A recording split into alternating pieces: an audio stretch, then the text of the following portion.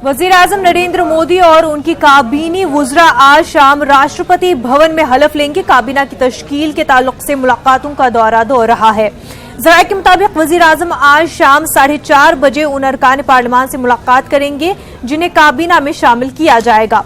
वजीर आजम मोदी ने प्रकाश जावड़ेकर, पीयूष गोयल, रामदास अठावले, बाबुल सुप्रियो, मुख्तार अब्बास नकवी, रविशंकर प्रसाद, संतोष गंगवार, किशन रेड्डी, नितिन गडकरी, राजनाथ सिंह, स्मृति ईरानी, हरसिमरत कौर बादल, निर्मला सीतारमण, करण रिजिजू, संजीव बालियान और अर्जुन मेघवाल से फोन पर बात की है। जितेंद्र सिंह, सदानंद गौड़ और थावरचंद गहलोत के भी वुज़रा बनाए जाने का इम्कान है।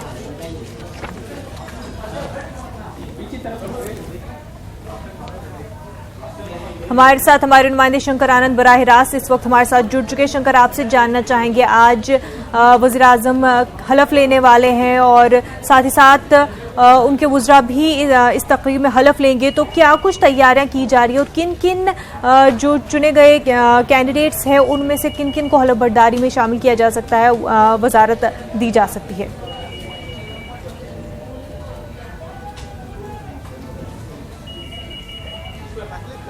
कई सांसदों के का जो होश है बकायदा वो उनके जो सांसें जो हैं वो थमी हुई थी और इसकी वजह थी क्योंकि उनको हर कोई चाह रहा था कि भाई किसको इस पर सांसद बना रहे हैं या किसको मंत्री बना रहे हैं या किसको नहीं बना रहे हैं। इस बात का एक अंदेशा सा लगा हुआ था और इसी बात को लेकर कई सांसद जो है वो परेशान से थे।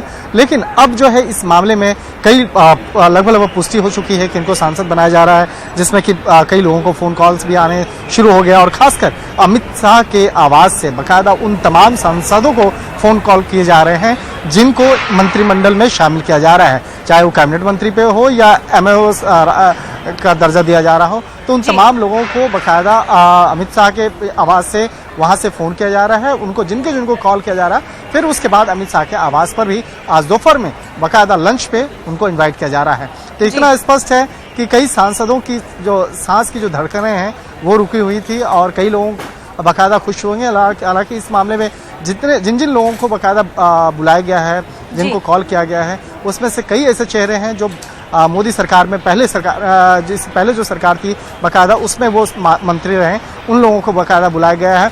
लेकिन इसमें से कुछ नए चेहरे भी हैं जिनको बकायदा प्रधानमंत्री अमित शाह जो है कॉल कर रहे हैं और उनके दफ्तर से कॉल जाकर उनको बुलाया जा रहा है। तो एक तरह से कह सकते हैं कि अभी भी कुछ लोगों की दिल की धड़कनें अभी बढ़ी हुई हैं और इंतजार हो रहा है कि वो कौन कौन से लोग होंगे जो प्रधानमंत्री के इस कार्यकाल में मंत्रिमंडल में शामिल होंगे। जी बिल्कुल शंकर, और जिस तरह से बताया जा रहा है राष्ट्र भवन में इस तकरीब में करीब 6000 गेस्ट जो है शमूलियत इख्तियार करने वाले हैं। क्या कुछ तैयारियां हो रही है?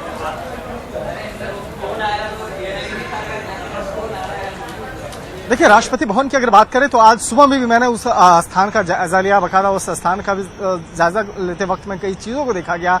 बहुत ही खूबसूरत और भव्य तरीके से राष्ट्रपति भवन को सजाया जा रहा है और वहां पर उन तमाम सांसदों का बहुत ही अच्छे तरीके से वेलकम किया जाएगा जिनका आज शपथ ग्रहण कार्यक्रम में जिनको न्योता भेजा गया है। तो एक तरह से कह सकते हैं कि उसमें खासकर कई ऐसे सांसद हैं जो पहली बार जो चुन के आए हैं, उनको देख करके उनके चेहरे की जो खुशी देखकर समझा जा सकता था कि वहां पर जब वो आज पहुंचेंगे और आज शपथ लेंगे तो उनका कहना था कि आज वाकई में लोकतंत्र के इतने बड़े मंदिर में और इतने बड़े स्थान पर अगर वो आज पहुंच रहे हैं और पहली बार उनका सपना पूरा हो रहा है कि इस राष्ट्रपति भवन में पहुंच करके आज शपथ ग्रहण कार्यक्रम में शामिल होने का, तो कितनी दिल की जो खुशी है बकायदा उसको महसूस किया जा सकता है। और कई ऐसे भी लोग भी थे जो बकायदा उनके परिवार के सदस्य जो थे बकायदा अपने परिवार के सदस्यों के साथ में आए थे, उनकी भी खुशी उनके चेहरे पर दिख रही थी।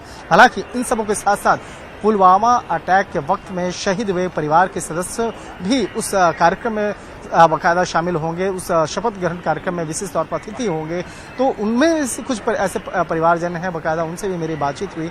तो एक तरह से कहा जा सकता है कि आज तकरीबन 6000 के संख्या में जो लोग आज उपस्थित होंगे उस कार्यक्रम में हिस्सा लेंगे कई लोगों के लिए बाकायदा बहुत खुशी की क्षण होगा, क्योंकि ये लोकतंत्र है और लोकतंत्र में ये जो तमाम जो लोग हैं उनके द्वारा चुने गए प्रतिनिधि आज वो वहाँ पर शपथ ग्रहण में आज हिस्सा लेंगे। तो आप देखना लाजमी होगा कि आज शाम में जिस वक्त में शपथ ग्रहण कार्यक्रम होगा तो उस वक्त में वहाँ पर क्या वहाँ की खूबसूरती होगी, क्या छटा होगा और किस तरह से बाकायदा वहाँ पर लोग सांसद वहाँ पर बातचीत करेंगे। जी, प्राइम मिनिस्टर्स है डिफरेंट ममालिक के, वो भी शिरकत कर रहे हैं इस तकरीब में। किन किन का कंफर्मेशन हो गया है जो शमूलियत इख्तियार कर रहे हैं?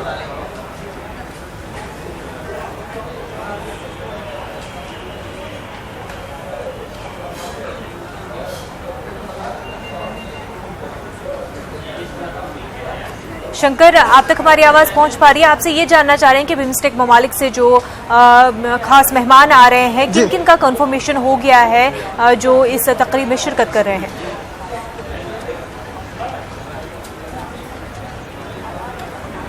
देखिए, जो विदेश से आने वाले जो अतिथि हैं उसमें से कई ऐसे अतिथि हैं जो खासकर नेपाल, भूटान, श्रीलंका, मालदीव, वहाँ से आने वाले जो जिन जिन राष्ट्र प्रमुख को बाकायदा न्योता भेजा गया था उसमें से कई जो मेहमान हैं वो आ चुके हैं और उसमें अभी भी कुछ विशेष अतिथियों का आना बाकी है, जिसके लिए इस वक्त में मैं पहुंचा हूं एयरपोर्ट पे। यहाँ पर थोड़ी देर के बाद कई जो विशेष अतिथि हैं जो दूसरे देश से आ रहे हैं उनका भी यहाँ पे स्वागत किया जाएगा और वो आज प्रधानमंत्री के शपथ ग्रहण कार्यक्रम में आज हिस्सा लेंगे।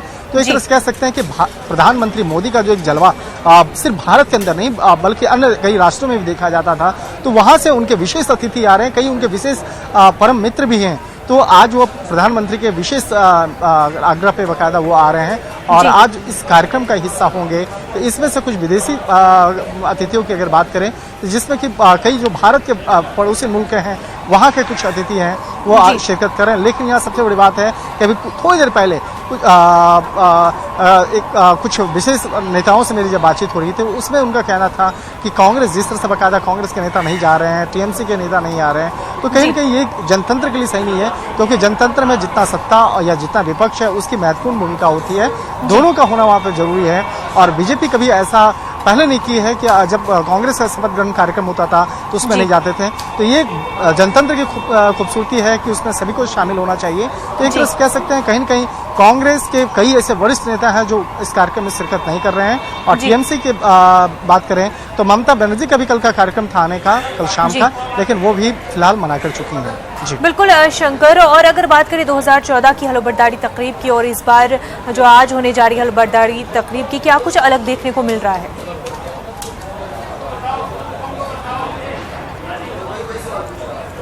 देखिए, माहौल बहुत ज़्यादा कुछ चेंज नहीं आया, बहुत ज़्यादा बदलाव नहीं आया, लेकिन इस बार प्रधानमंत्री मोदी जब दूसरी बार शपथ ग्रहण कार्यक्रम में लिया है तो यहाँ पर जो विशेष तौर पे अतिथि आ रहे हैं उसमें एक अलग सा उत्साह दिख रहा है, चाहे वो विधायक हो, सांसद हो, तमाम जो लोग यहाँ पहुँच रहे हैं जी, उनके चेहरे पे एक अलग उत्साह है।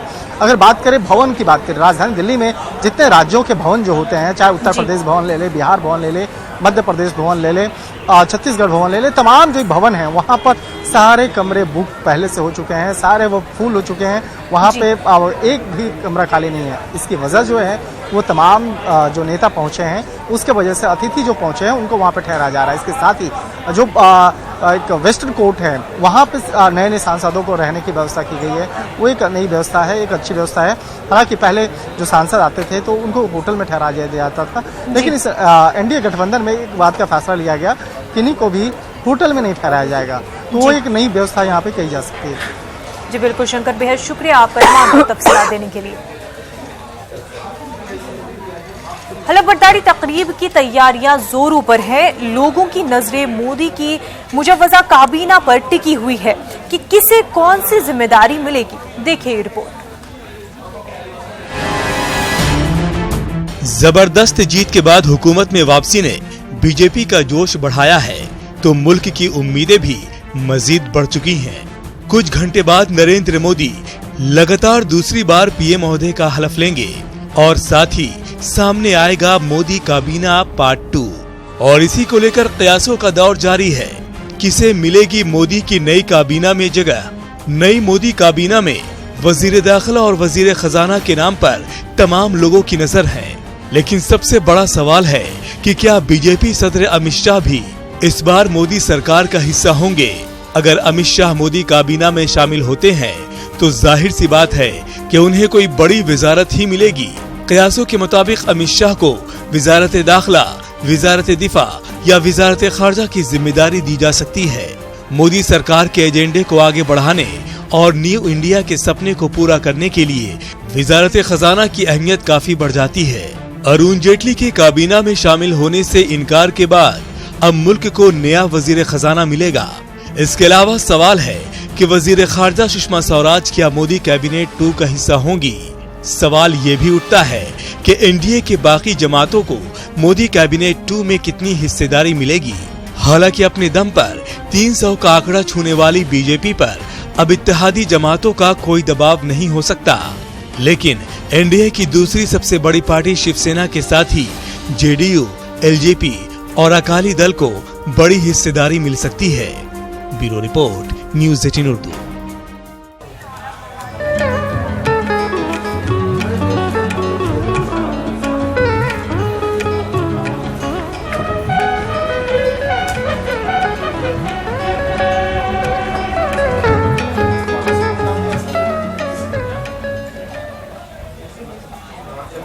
वजीर आजम के तौर पर नरेंद्र मोदी आज दूसरी मियाद के लिए हलफ लेंगे, लेकिन उससे पहले नरेंद्र मोदी ने राजघाट, अटल स्मृति स्थल और नेशनल वॉर मेमोरियल का दौरा किया। नरेंद्र मोदी ने बाबा कौम महात्मा गांधी, अटल बिहारी वाजपेयी और मुल्क पर जान कुर्बान करने वाले शहीदों को खराज अकीदत पेश किया।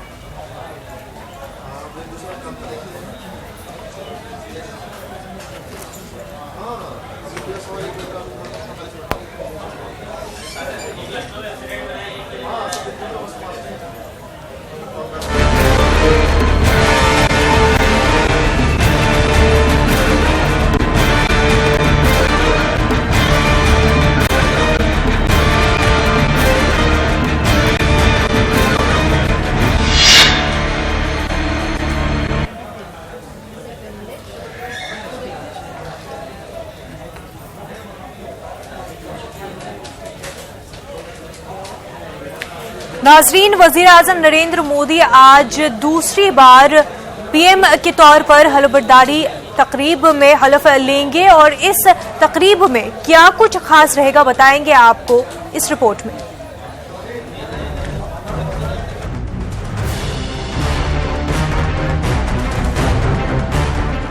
तस्वीरें 5 साल पुरानी हैं। आज शाम 7 बजे एक बार फिर कुछ इसी तरह की तस्वीरें नजर आएंगी, लेकिन 2014 के मुकाबले 2019 में नई तस्वीरों के फ्रेम में बहुत कुछ बदल जाएगा। खासकर बैरूनी ममालिक से आने वाले मेहमानों की कतार में कई तब्दीली देखने को मिलेगी। आज शाम 7 बजे होने वाली हलफ बर्दारी तकरीब की बात की जाए तो इस प्रोग्राम में इस बार सार्क नहीं, बिम्स्टेक के मेंबर मुल्कों के सरबराहान नजर आएंगे। किर्गिस्तान के सदर और मॉरिशस के पीएम को भी दावत दी गई है। हलफ बर्दारी तकरीब में इस बार पाकिस्तान के पीएम नजर नहीं आएंगे। पिछली बार पाक पीएम नवाज शरीफ को भी हलफ बर्दारी तकरीब में दावत दी गई थी। वजीर आजम नरेंद्र मोदी के हलफ बर्दारी तकरीब में पाकिस्तान को मदऊ नहीं किया गया है। आपको बता दें कि बिम्स्टेक में हिंदुस्तान के अलावा बांग्लादेश, भूटान, नेपाल, श्रीलंका, म्यांमार और थाईलैंड शामिल हैं। बिम्स्टेक का हेड ऑफिस ढाका में है। आज की हलफ बर्दारी तकरीब में 8000 मेहमान खुसूसी होंगे। 14 मुल्क के नुमाइंदों को मदऊ किया गया है। कई मुल्कों के सफीर भी इस प्रोग्राम का हिस्सा बनेंगे। तमाम रियासतों के वज़राए आला भी इस तकरीब में शिरकत करेंगे। अलग अलग पार्टियों के सरबराहान को भी मदऊ किया गया है। फिल्म स्टार और सेलिब्रिटी भी इस तकरीब में नजर आएंगे। हलफ बर्दारी तकरीब में सबसे पहले नरेंद्र मोदी हलफ लेंगे। इनके बाद दूसरे लीडरों की हलफ बर्दारी होगी। ब्रेक के बाद आपका खैर मकदम है नाजरीन। आपको बता दें, बीजेपी लीडर अर्जुन राम मेघवाल ने न्यूज 18 से खास गुफ्तगू की। उन्होंने कहा कि 21वीं सदी एशिया की सदी होगी। को आधिकारिक रूप से फोन कॉल आ गया है और अब जब शाम को 7 बजे शपथ ग्रहण होगा तब अर्जुन मेघवाल उसमें शामिल होंगे। मेघवाल साहब, बहुत बहुत बधाई, आप एक बार फिर मंत्री बनने जा रहे हैं, क्या उम्मीद है और किस तरह की कार्यप्रणाली रहेगी? देखिए, मैं आपके माध्यम से माननीय प्रधानमंत्री जी का, राष्ट्रीय अध्यक्ष जी का बहुत बहुत आभार प्रकट करना चाहता हूं कि उन्होंने विश्वास प्रकट किया मुझ पर, और मैं आपके माध्यम से वचन भी देता हूं और संकल्पित होता हूं कि उनके विश्वास पर खरा उतरने का पूरा प्रयास करूंगा। जहां तक आपने कहा आगे का रोड मैप, 4:30 बजे चाय पे प्रधानमंत्री जी ने बुलाया है। जब उनका रोड मैप के बारे में चर्चा होगी, विषय एक ही है, 1924 का कालखंड बहुत महत्वपूर्ण कालखंड रहने वाला है।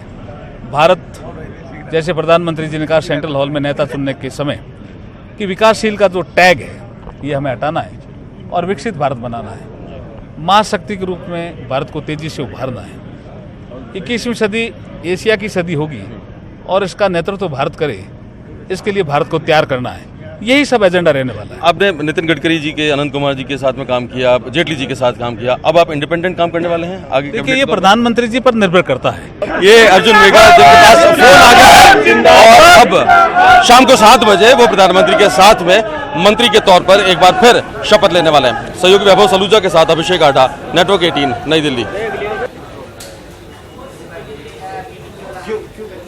वाईएस जगन मोहन रेड्डी ने आंध्र प्रदेश के वजीर आला की हैसियत से हलफ लिया। विजयवाड़ा में इंदिरा गांधी म्युनिसिपल स्टेडियम में जगन मोहन रेड्डी ने वजीर आला के ओहदे और राजदारी का हलफ लिया। रियासी गवर्नर ESL नरसिम्हन ने जगन मोहन रेड्डी को हलफ दिलाया। हलफबरदारी तकरीब में तेलंगाना के वजीर आला के चंद्रशेखर राव के अलावा मुख्तलिफ रियासतों के लीडर्स शरीक थे। हलफबरदारी तकरीब में स्टेडियम पार्टी वर्करों से खचाखच भरा हुआ था। हलफबरदारी तकरीब में साबिक वजीर आला चंद्रबाबू नायडू शरीक नहीं हुए थे। నేను వైఎస్ జగన్మోహన్ రెడ్డి అనే నేను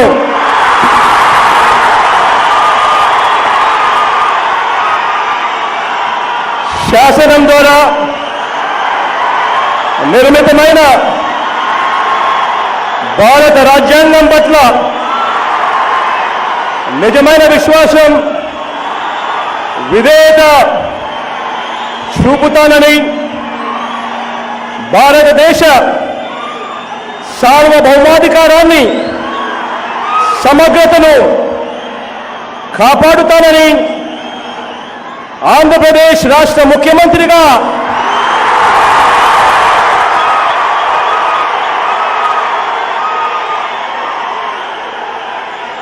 నా కర్తవ్యాలను శ్రద్ధతో, అంతఃకరణ శుద్ధితో నిర్వహిస్తానని, భయం గాని, పక్షపాతం గాని, రాగద్వేషాలు గాని లేకుండా రాజ్యాంగాన్ని, శాసనాలను అనుసరించి ప్రజలందరికీ న్యాయం చేకూరుస్తానని దైవ సాక్షిగా ప్రమాణం చేస్తున్నాను।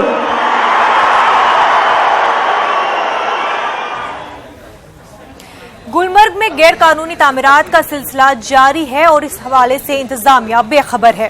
न्यूज 18 उर्दू ने हालात का जायजा लिया तो इंतजामिया ने 2 दिन के अंदर तहकीकात का यकीन दिलाया है। नाज़रीन, आप देखिए रिपोर्ट, हमें दीजिए इजाजत, आदाब।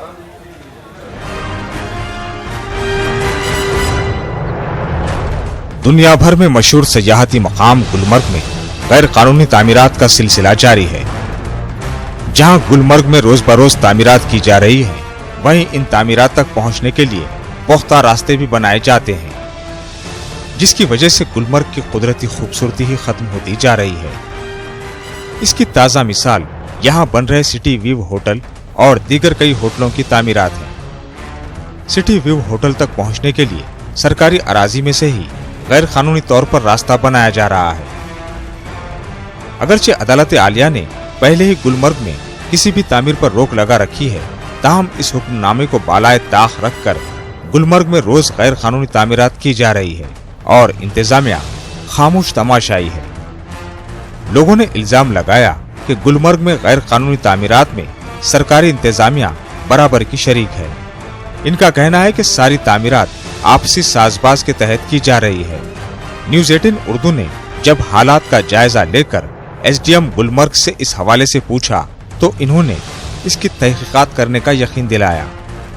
मैंने अभी खुद नहीं देखा है, लेकिन जो आपने मुझे दिखाया है ये काफ़ी पैसिफिक है। ऐसा नहीं होना चाहिए, पूरी लैंडस्केप इन्होंने डिस्टर्ब कर दी है। तो आपको मैं बता दूं, ये जो कोई 15,000 साढ़े 15,000 कनाल के करीब गुलमर्ग जो लैंड है टोटल, ये स्टेट लैंड है और ये ट्रांसफ़र हुई है रख रखाव के लिए गुलमर्ग डेवलपमेंट अथॉरिटी को, क्योंकि उनका कंट्रोल है इसके ऊपर, उनका जुरिस्डिक्शन बनता है। तो आपका मैं ये जो आपने दिखाया मुझे, इसकी मैं पूरी कॉग्निजेंस लूंगा, उनके साथ टेकअप करूंगा। हो सकता है उनका कोई परमिशन है या इलीगल है, अभी पता चलेगा। तो कब तक सर होगा ये सर 1-2 दिन में हो जाएगा। लोगों ने गवर्नर, इंतजामिया और अदालत आलिया से अपील की कि गुलमर्ग में गैर कानूनी तामीरात के खिलाफ सख्त कार्रवाई की जाए और इस सिलसिले को बंद किया जाए। न्यूज़ 18 उर्दू के लिए गुलमर्ग से मुनीर हुसैन हुर्रा की रिपोर्ट।